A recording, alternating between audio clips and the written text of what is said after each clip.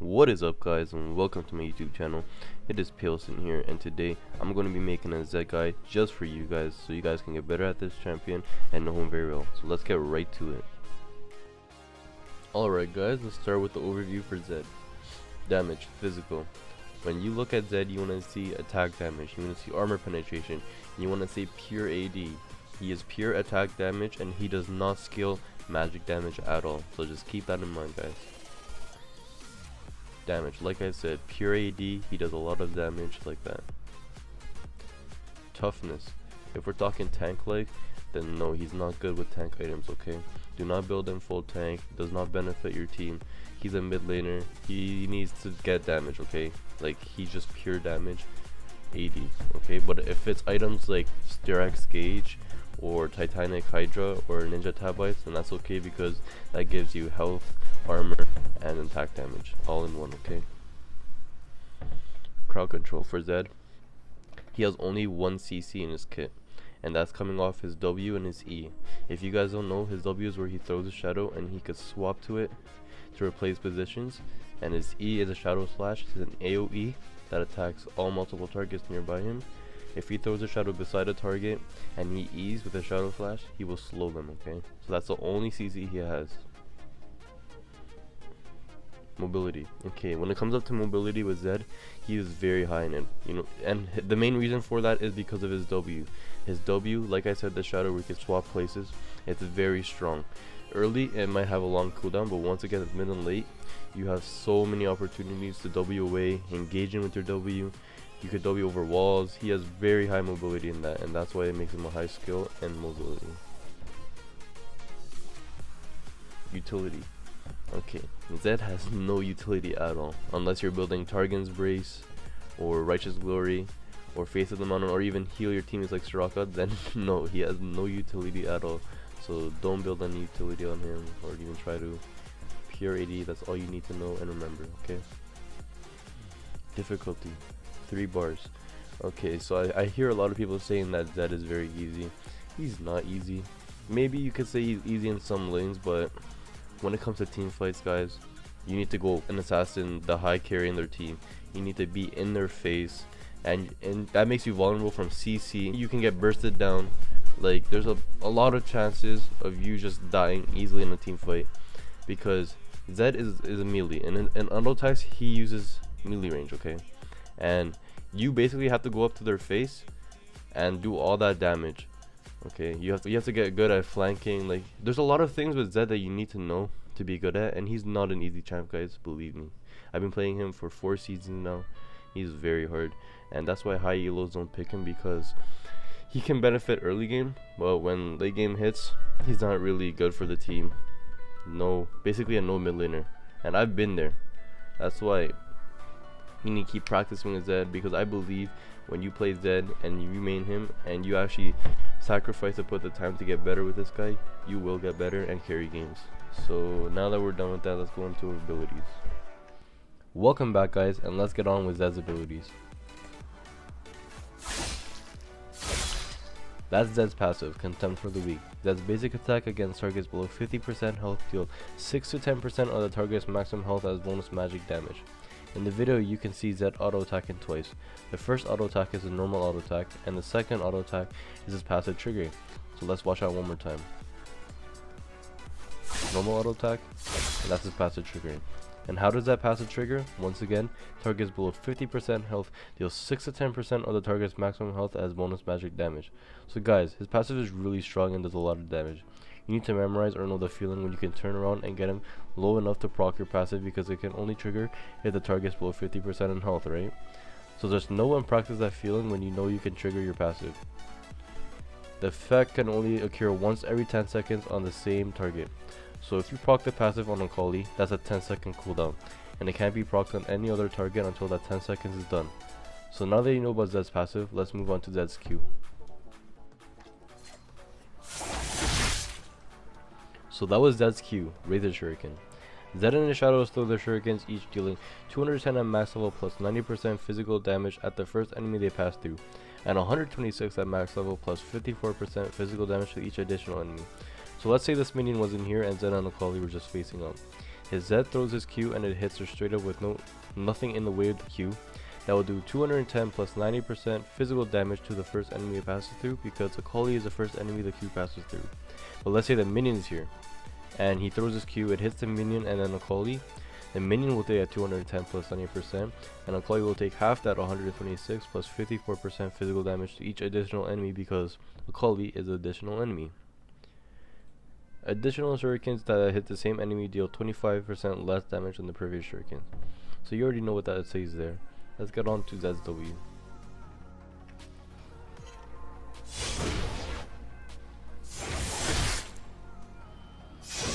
So that was Zed's W, Living Shadow. Whenever Zed and his Shadow strike an enemy with the same ability, Zed gains 50 at max energy. Energy can only be gained once per cast ability. So let's say Zed were to throw his W and use Q, and that Q hits the Akali, Zed will gain back energy depending on what the level on his W is. And energy can only be gained once per cast ability. Zed's Shadow dashes forward, remaining in place for 4.5 seconds. Reactivating Living Shadow will cause Zed to switch with his Shadow. Let's watch this video again. That's it for 4.5 seconds. You can throw your Q and E and swap to whenever you want. Pretty simple, guys. So that's Zed's E, guys. Shadow Slash. Zed and his Shadow Slash dealing 165 at max level plus 80% physical damage to nearby enemies, just like in this video. So his E is an AoE. Each enemy champion hit by Zed Slash reduces Living Shadow's cooldown by 2 seconds. So let's say your W is on a cooldown at 3 seconds, and you E a target, that will reduce it by 2 seconds, so now you're at 1, and that will make it faster. This is very useful, so keep that in mind. Enemies hit by Shadow Slash are slowed by 40% at max level for 1.5 seconds. Enemies hit by multiple slashes take no additional damage, but are slowed by 60% instead. So let's say you throw your W at Akali and you E. That will slow her at 40% at max level for 1.5 seconds. But let's say Akali and Volibear are coming at you, and you throw a Shadow in between them, and you E. They will take no additional damage, but are slowed by 60% at max level instead.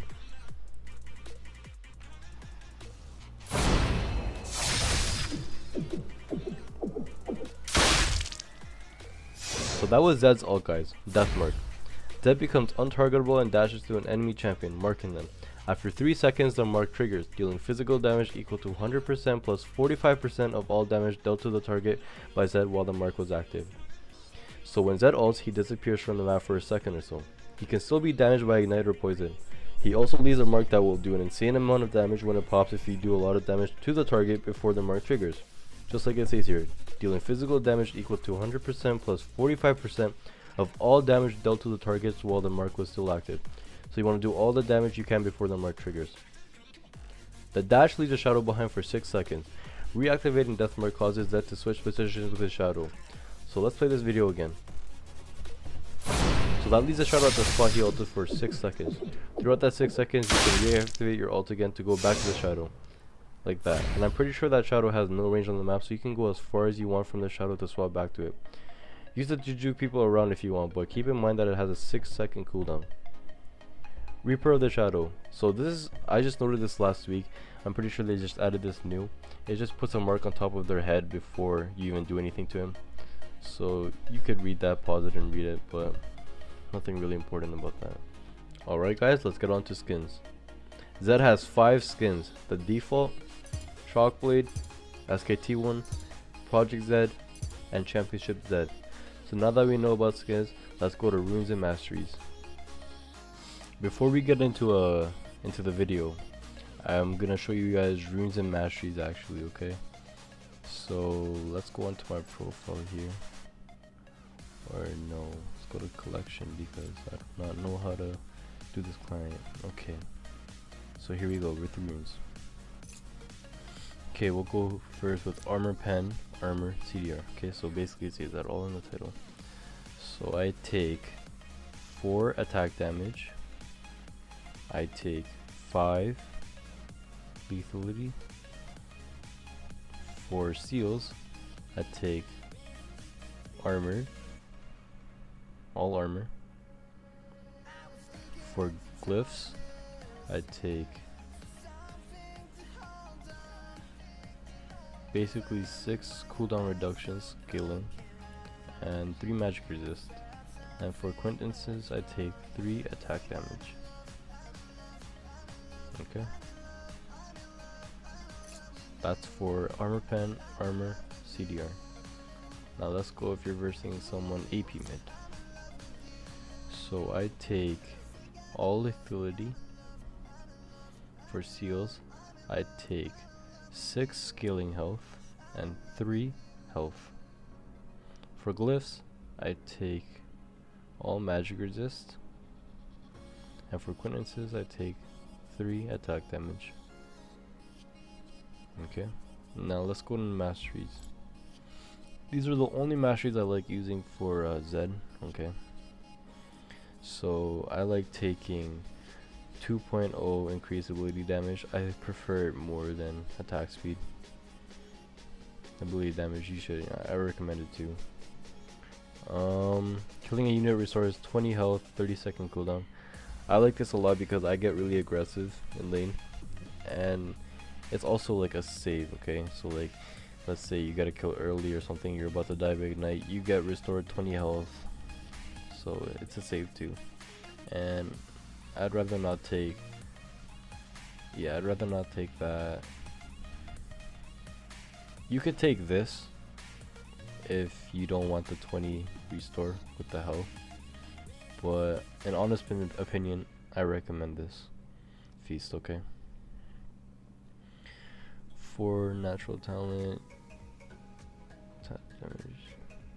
yeah, alright, yeah, I like taking 4 on this because it gives you extra attack damage and ability power. Okay, so I only like taking 4 on this because I want also some of the lifesteal and spell vamp. Okay, so I take 1 of that,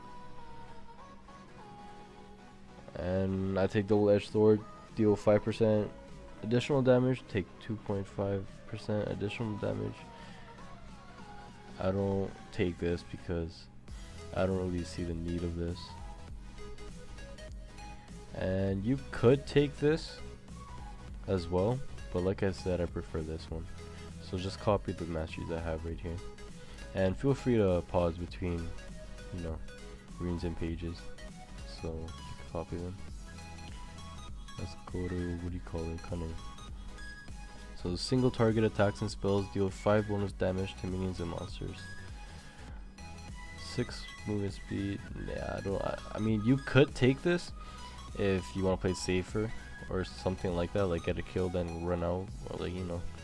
But I'm all about the attack and aggressive, so I like taking this, especially with minions and monsters too.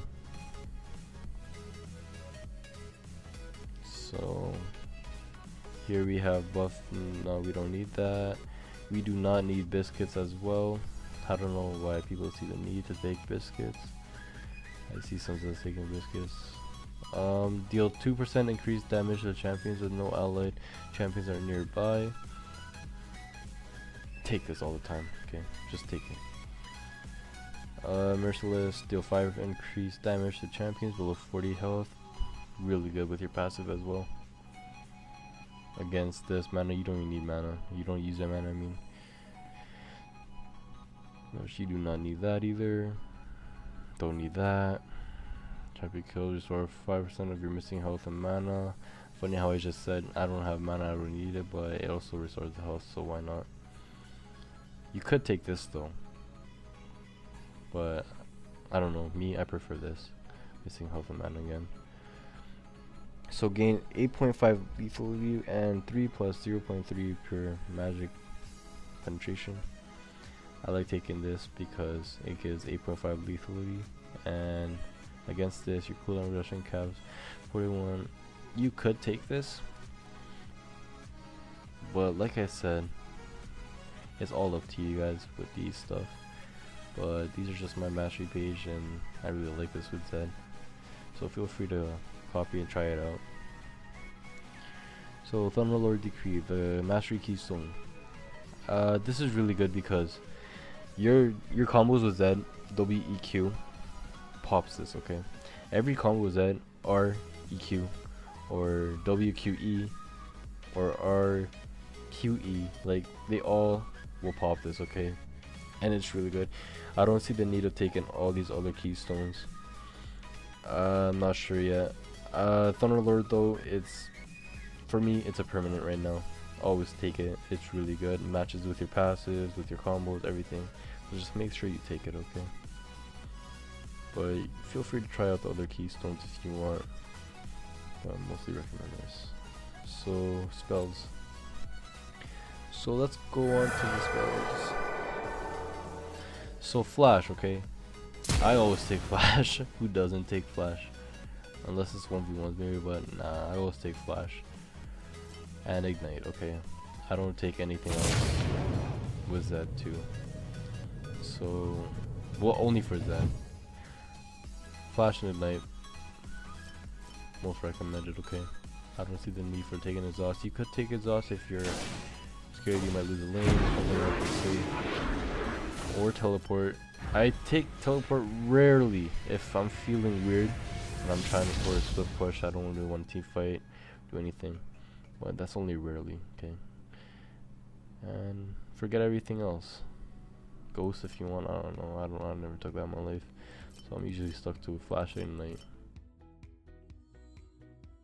So as you can see, this is a skill order I almost always use. You always want to get your Q level 1 so you can poke for aggressiveness or farm if you're getting bullied. You then want to unlock W level 2 because the early shadow will help you with poking harder because of the 2 shurikens you get, or it helps you in a safer way if you were to get ganked. So you could just W away, and if that fails, well, then that's why you have flash. And then lastly, get your E level 3 so you can start doing those full combos that will also proc Thunderlords easier. And then from here on out, you want to max your Q first, then max E second, and your W last. I never max my E first, and I don't recommend it, guys, because your E doesn't provide much for when your Q is maxed. Your Q does more damage than your E, and it's safer because why run into them early and use that melee range for your E when you could just do more damage on your Q that's maxed from far range, you know? Okay, so now for this skill order, I use this if I'm up against melees like Riven, Yasuo, Echo, etc. because people who play champions like those, they love getting in your face, okay? During lane, they love getting in their face, they love getting aggressive with their melee attacks. And it's also a trick, guys, because like everyone is expected as Zed to get his W level 2, so they play aggressive, but then you surprise them with your Q and E or EQ auto attack, you know? The only way I'd unlock E though, guys, level 1 is if I'm versing Riven or a champion like Riven that does like that level 1 engage on you. But other than that, you want to max Q here first, then max your E and W. It's literally the same like the last skill order, but just a different skill start.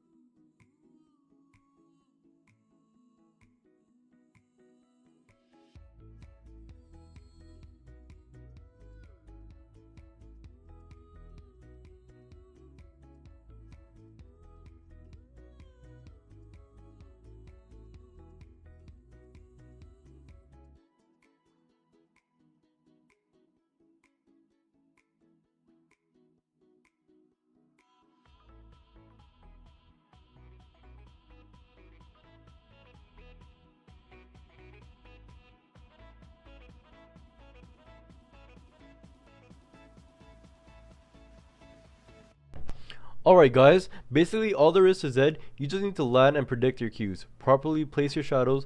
Zed is all about predictions, timing, and reactions. Just keep practicing, guys. You'll eventually get better, and hopefully this video gave you more of an understanding with Zed. So please hit that like and subscribe button. Share this video if you want. I did this just for you guys, so thank you so much for watching. I hope you enjoyed. More videos and montages will be getting uploaded soon, so keep your heads up, and I will see you guys later.